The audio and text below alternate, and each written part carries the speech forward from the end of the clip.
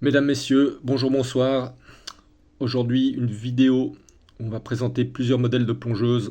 On va commencer avec un modèle aux alentours de 200 euros pour finir avec un modèle à 4000 euros. Donc différents modèles, on va parler des différentes gammes aux différents prix. On va commencer tout de suite avec une montre qui est prix catalogue 225 francs suisses. Alors, je ne connais pas le prix en euros, mais ça va être dans ces eaux-là. On peut la trouver assez facilement à 200 euros. Il s'agit d'une montre de plongée iconique, il faut bien dire le mot. C'est la gamme Citizen ProMaster Marine Diver. Alors, là, c'est un modèle EcoDrive, ce qui pour moi a toute son importance. Le système EcoDrive, donc, c'est un système solaire, hein, vous n'avez pas de pile, c'est une batterie qui se recharge avec l'énergie solaire. Je trouve que pour des montres à ce prix-là, c'est vraiment ce qu'il y a de mieux. Je ne suis pas un fanatique des mouvements mécaniques entrée de gamme. Je sais que beaucoup de gens apprécient, comme sur certaines Seiko, des Orient.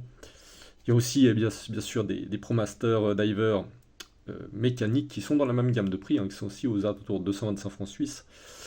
Euh, Personnellement, je préfère sur cette gamme de prix un système EcoDrive qu'une montre mécanique. Voilà. Euh, c'est très pratique, il n'y a pas de pile à changer. C'est vraiment, ça se recharge, vous n'avez pas besoin de la mettre toute la journée au soleil et tout. Non, non, c'est vraiment, vous pouvez la laisser dans la pénombre pendant des mois, ça marche quand même. C'est un système éprouvé qui existe depuis très longtemps maintenant chez Citizen. Voilà. Pour moi, c'est idéal. Alors là, on est sur le modèle, donc c'est bon le modèle de base, hein, qui existe encore une fois donc en mécanique ou en EcoDrive. Donc c'est simple, hein, pour les reconnaître. Si c'est un modèle EcoDrive, bon d'abord c'est marqué dessus, hein, c'est le plus simple, mais du premier coup d'œil, vous avez la couronne qui est à 4 heures. Si c'est une mécanique, la couronne est à 8 heures. Là, j'ai un modèle un peu particulier, puisqu'il s'agit du modèle 37 mm, 36,5 en fait. Les constructeurs aiment bien arrondir, hein. Ça, c'est un modèle qui de base est à 44, sur l'EcoDrive en tout cas. Alors, moi, 44 mm, je trouve ça beaucoup trop gros, même pour une plongeuse. Euh, Surtout que ce sont des montres, vous voyez, qui sont bien épaisses quand même. Donc moi, le côté palais de hockey, j'avoue que c'est pas possible. Donc je me suis tourné là-dessus. Alors moi, j'ai des très petits poignets. Donc sur moi, ce genre de montre, ça va très bien. Par contre, si vous avez des poignets de bûcheron, je vous préviens, ça va pas le faire, ça sera pas joli. Donc là, faut peut-être plutôt partir sur du 44 mm. Je trouve dommage que Citizen ne fasse pas un modèle, l'entre-deux en fait. Pour moi, 40 mm, ce serait parfait, 39-40. Euh, je pense qu'ils y viendront parce que 44, ça devient une taille vraiment. Je pense que les gens veulent plus de montres. Alors après, c'est peut-être différent en Asie ou au Japon, je sais pas. Mais en tout cas, en Europe, on voit que les gens, la tendance est plutôt vers des modèles 39, 40, 41 max.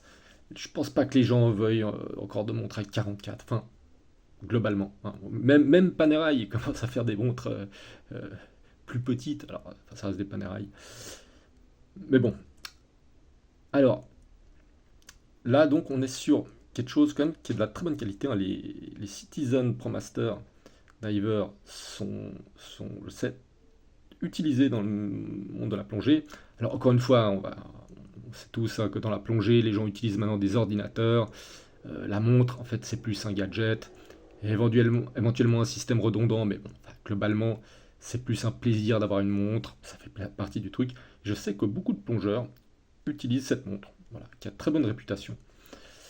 Et encore une fois, c'est 225 francs, c'est vraiment très abordable. Et comme toujours avec Citizen, la qualité au rendez-vous. C'est très bien fini.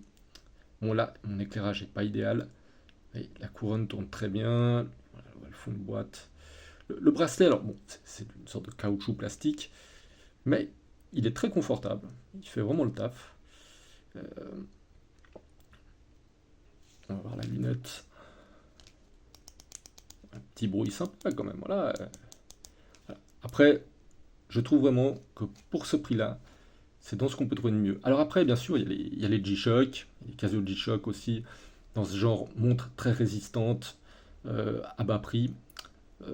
Je connais pas bien Casio, hein. J'ai eu le modèle noir et bleu comme tout le monde quand j'étais gamin, mais j'ai jamais eu de G-Shock, donc je ne veux pas en parler ici, mais je sais que ce sont des montres aussi qui sont très utilisées, très résistantes évidemment, et qui ont très bonne réputation. Mais moi, voilà, pour commencer sur une plongeuse, personnellement, je trouve que c'est un modèle idéal. Surtout que maintenant, avec ce modèle, en fait, 37 mm, c'est une montre qui irait très bien à un enfant, à une femme aussi. D'ailleurs, je me demande si c'est pas un modèle qui à la base était conçu pour les femmes, hein, celui-là en 36,5. Mais ça, par exemple, pour un enfant, la première montre d'un, je sais pas, votre enfant à 10 ans, vous voulez lui offrir une première montre, plutôt d'aller sur la sempiternelle Casio, ben, là, vous avez une vraie montre de plongée, hein. C'est pas un gadget, c'est la même que la 44 mm. C'est 200 mètres, c'est la même montre à échelle réduite. Voilà. Donc, ça, je conseille vraiment pour une montre, première plongeuse, EcoDrive, c'est parfait. Maintenant, on va aller sur une gamme un peu supérieure. Dans la tranche, c'est une tranche où on trouve beaucoup de modèles. La tranche, on va dire 600 à 1000. Alors moi, je vais vous présenter. Alors, encore une fois, moi, je vous présente mes montres, hein. Ce ne sont pas forcément les meilleures montres du marché, les plus meilleurs rapports qualité-prix, mais ce sont des montres que j'aime. Je parlerai de différents modèles. Là, personnellement, j'ai opté pour une. Désolé pour les reflets, hein, j'ai pas une bonne lumière pour faire des vidéos. C'est une Certina DS Diver 38 mm. Voilà. Attendez, je vais juste donner un petit coup dessus. Ah. Donc ça, c'est une montre qui coûte 850 francs suisses, prix catalogue. C'est une montre que je trouve très qualitative. C'est un boîtier et une lunette titane avec une bague en alu. Le natto est d'origine. Alors, elle existe aussi avec le bracelet titane. Elle est plus chère, je crois qu'elle doit être 100 francs suisses de plus. Les constructeurs adorent vous faire payer le titane très cher. Mais là, ça va, c'est pour ça que cette montre est un peu plus chère. En fait, ça, c'est l'équivalent, si vous voulez, d'une Tissot 6 Star de base. Là, par exemple, ils ont sorti des nouveaux modèles 40 mm. On est à peu près sur cette qualité, sur certaines Hamilton aussi. Tout ça, c'est du Swatch Group. Tout ça, ce sont de toute manière, vous savez, les différences entre Hamilton, Certina, Tissot, elles sont quand même pas. Voilà, c'est les mêmes mouvements là. Ils aiment bien donner des noms différents, mais c'est tout de l'ETA. C'est le nouvel ETA. C'est 80 heures de réserve de marche. Ils ont baissé un peu la fréquence de 4 à 3 Hz, je crois, je sais plus, mais ils ont baissé la fréquence pour en fait justement augmenter la réserve de marche. Euh, c'est ce qui équipe maintenant toutes les montres euh, de cette gamme de prix du Swatch Group. Donc là, chez Tissot, c'est Powermatic 80. Là, chez Certina, je ne sais plus le nom qu'ils donnent. Chez Hamilton, c'est des HR. Voilà, mais ce sont les mêmes mouvements. Hein, faut pas. ETA, voilà, peut-être un peu de décoration, des trucs comme ça, mais il n'y a pas de différence. Par contre, il existe trois qualités, ça c'est important à savoir. Il existe trois qualités de ce mouvement. Le mouvement de base, et ça avait fait un peu polémique, un échappement en polymère. Alors, polymère, c'est un nom un peu. Un joli nom pour parler de plastique en fait. C'est comme la Swatch Omega hein, qui est en biocéramique. C'est pas du plastique quoi. Euh, mais voilà, ça avait fait un peu débat. Alors après, est-ce qu'il y a vraiment un problème avec un échappement en polymère? J'en sais rien. C'est un mouvement qui est pas si vieux que ça, donc est-ce qu'on a vraiment le recul là-dessus? Est-ce que c'est vraiment problématique?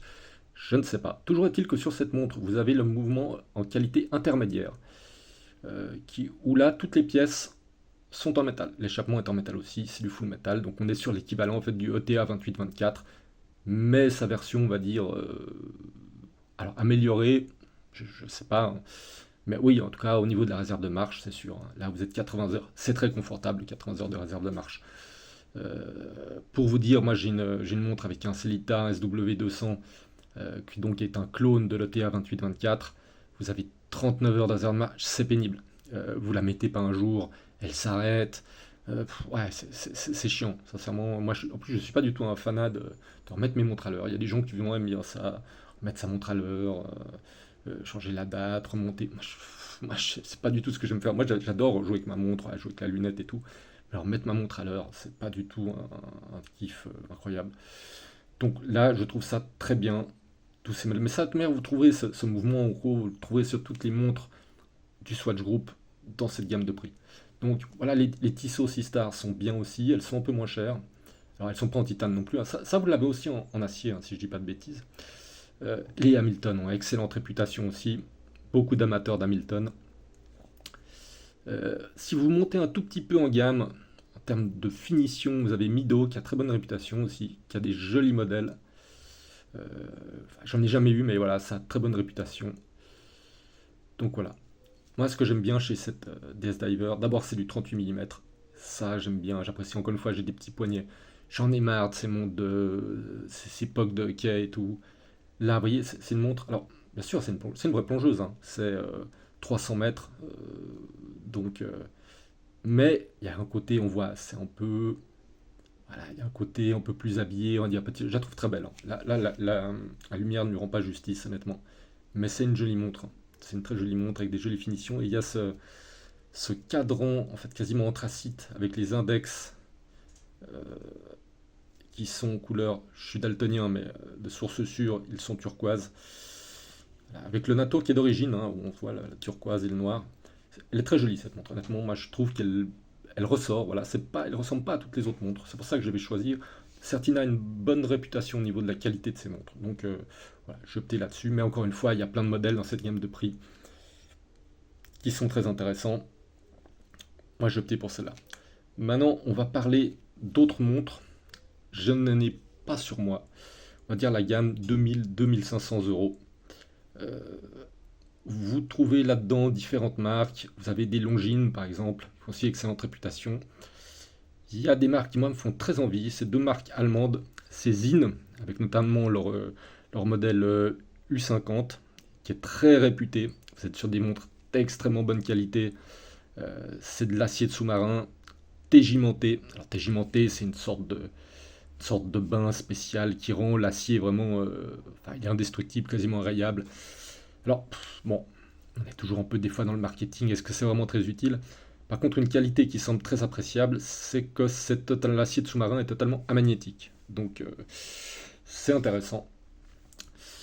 En plus, c'est une montre qui ont un style très montre-outil, moi j'aime beaucoup. Mais tu vois, toutes les montres Zinn ont très bonne réputation, hein. Et la U50, si je dis pas de bêtises, doit être autour de 2500 euros. Mais il semblerait qu'elle soit un bon rapport qualité-prix. Encore une fois, j'ai pas eu la montre. Je me réfère sur ce que j'ai pu entendre, lire sur ce modèle. Sinon, il y a un autre modèle que j'adore. Je vous mettrai des photos, bien sûr. La Mühle Glashütte, qui est aussi une marque allemande, qui fait un modèle spécifique qui a été conçu pour les services de sauvetage en mer allemands. Alors ça, c'est la montre-outil par excellence, hein. C'est un truc 1000 mètres de profondeur, un truc indestructible. Vous voyez, c'est un style très pas. C'est sans fioriture, hein. Là, les gars sont pas pour. C'est pas pour aller faire le kéké dans les bars à michetonneuses, hein. Ça, c'est vraiment une montre outil. Personnellement, j'adore. J'adore. Elle est 2000 euros, ce qui est en plus un prix très raisonnable pour ce genre de montre. Euh, alors, ce qui est paradoxal, en fait, le problème, c'est que moi, j'aime bien acheter mes montres chez des AD. J'aime pas trop commander sur Internet. Surtout pour des modèles un peu chers comme ça. J'aime bien avoir le contact avec la personne. Quand j'ai un problème, j'aime bien pouvoir l'amener en boutique, pas devoir l'envoyer ou comme ça. Donc c'est quelque chose que j'aime bien. Et le problème, c'est qu'on ne trouve pas d'AD Zinn ou Mulet Glashütte à Genève.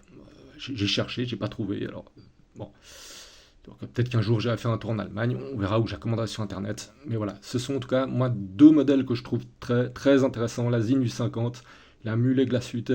J'ai plus la référence, je mettrai la photo. euh, qui a très bonne réputation aussi. Dans cette gamme de prix, moi, j'ai une ZRC, je ne l'ai pas là sous la main, mais qui est déjà un peu plus cher, c'est 3000 francs. Euh, Ce que je trouve un peu cher. Il faut faire très attention parce que on rentre après dans des gammes de. Il y a des très grosses différences de prix pour des qualités que je juge assez équivalentes. Toutes les petites marques avec qui en fait emboîtent du Celita, du SW200, il y a tout un gamme de plongeuses avec ça. Et vous avez des prix vraiment très disparates. Ça va, on va dire, de 1000 à 3000. Faut regarder. Alors, il y a des justifications. Bien sûr que le mouvement ne fait pas le prix de la montre entièrement, hein. Il y a tout le boîtier, les finitions. Mais bon, personnellement, faut vraiment bien faire le tri. Renseignez-vous avant. N'achetez pas n'importe quoi. On va finir cette vidéo avec le dernier modèle. Voilà. Une Tudor Pelagos FXD. Le modèle Marine Nationale. Donc le bleu. Il existe en noir. Mais il n'est pas gravé Marine Nationale. Et ça, c'est quand même très ennuyeux, je trouve. Bref, non, mais de toute manière, très honnêtement, je la trouve beaucoup plus belle. C'est un bleu, là encore une fois, la lumière ne rend pas du tout, justice. Euh, c'est un bleu très particulier, un bleu marine, mais c'est pas ce bleu marine, vous voyez, presque qui tire vers le noir. C'est un bleu très particulier qui est magnifique au soleil. Voilà. Alors là, on est sur une montre outil, hein. C'est une montre boîtier, lunettes, titane. L'insert est la bague est en céramique, par contre. Mais voilà, je vais vous montrer en fait ce qui fait la spécificité de cette montre. Alors qui ne plaira pas forcément à tout le monde, mais moi j'adore. Voilà, vous voyez, il n'y a pas de pompe. Il n'y a pas de pompe. C'est usiné dans la masse. Donc votre bracelet, vous ne pouvez pas mettre de bracelet métal, hein, là-dessus. Vous êtes obligé de mettre un atto ou un bracelet comme ça mono-brun. Vous ne pourrez pas mettre de bracelet en métal. Je m'en fous, je déteste les bracelets en métal. C'est une recommandation justement des nageurs de combat. C'est un point de faiblesse de la montre. Les pompes, c'est souvent un point de faiblesse de la montre. C'est fragile une pompe. Même si vous mettez, il y a différents modèles de pompes. Voilà. Là, c'est du titane usiné dans la masse. Ça ne cassera jamais. Voilà. En plus, il y a des très jolies finitions là, avec des angles. Ça ressort pas tellement. Vous voyez, la montre est vraiment très bien finie. Alors, c'est de l'usinage. Hein, c'est pas un type qui est venu avec sa lime. Un petit artisan viennois qui est venu limer tout ça. Mais bref, c'est quand même très joli. Là encore, ça rend peut-être pas justice, hein, j'ai pas une très bonne caméra. Donc là, vous voyez le fond de boîte, hein, gravé Marine Nationale 2023, donc ça veut dire 2023. La petite encre, c'est magnifique, j'adore. Le bracelet, c'est le bracelet d'origine. Alors, elle vient avec un bracelet tissu qui est trop grand pour moi et j'aime pas le velcro en plus. Pas terrible. Il semblerait qu'ils aient sorti un nouveau bracelet tissu qu'on peut le faire changer avec un velcro qui marche mieux visiblement. Là, ça c'est le bracelet caoutchouc qui est fourni avec. Moi, il me va nickel parce que j'ai des très petits poignets, donc c'est parfait. Mais vous pouvez mettre un natto, hein. J'ai aussi des nattos. J'ai ce natto, voilà, j'utilise des fois avec ce natto. Oui, c'est très joli, bleu et blanc, ça ressort très bien aussi. Mais j'aime bien la porter sur ce caoutchouc. C'est une montre outil. Vous voyez, là, il n'y a pas de fioriture. La montre, elle est là, c'est du titane, ça brille pas, on n'est pas là pour frimer, c'est vraiment... Alors, 200 mètres de profondeur, des lumes incroyables, des gros index, ça brille, parce que la lunette, aussi, là je ne vais pas pouvoir le faire à la caméra, ça ressort très mal, mais en photo ça ressort extrêmement bien, vous pouvez en trouver... j'avais mis sur des shorts ou comme ça, il y a des photos où on voit la montre de nuit, ça brille de mille feux, c'est incroyable. Donc toute la lunette, ce sont des lumes. Chaque minute, chaque numéro, tout est en lume, full lume, et ça pète. C'est magnifique. Dans la nuit, elle est encore plus belle dans la nuit, cette montre. Donc c'est une montre qui se veut montre outil. Alors après, elle a été développée avec le commando Uber. Alors on va pas se mentir, je pense pas que le commando Uber utilise cette montre en opération. Voilà. Mais tout de même, il y a un cahier des charges. Voilà, on parlait de ce boîtier monobloc. C'était pensé vraiment. Le système en fait de lunettes qui est là, en fait pas du tout pour des minuteries. En fait, si c'est pour une minuterie, en fait c'est pour calculer. En fait, c'est une forme de système de navigation. Enfin, je vous laisserai aller voir, c'est un peu complexe. Je vous laisserai aller voir sur le site de Tudor, si ça vous intéresse. Mais c'est pas fait pour juste voir le temps, la minuterie d'oxygène. Alors, certains disent, bon, 200 mètres, c'est pas beaucoup pour une montre professionnelle. Mais alors là, c'est tout un débat. Alors, d'abord, il y a une chose qu'il faut bien savoir. J'avais entendu ça sur une vidéo d'un passionné de montre qui expliquait ça. Le commando Uber, ce ne sont pas des plongeurs de combat. Ce sont des nageurs de combat. Alors, bien sûr que ce sont d'excellents plongeurs, hein, c'est pas là l'histoire, mais un commando marine, son but, c'est pas de descendre à 100 mètres. Un commando marine, son but, c'est de faire une approche pour rejoindre les côtes le plus furtif possible. Donc, ils vont parcourir des distances souvent assez grandes, mais à une distance qui est juste suffisante pour pas se faire repérer, mais ça leur sert à rien d'aller à 50 mètres.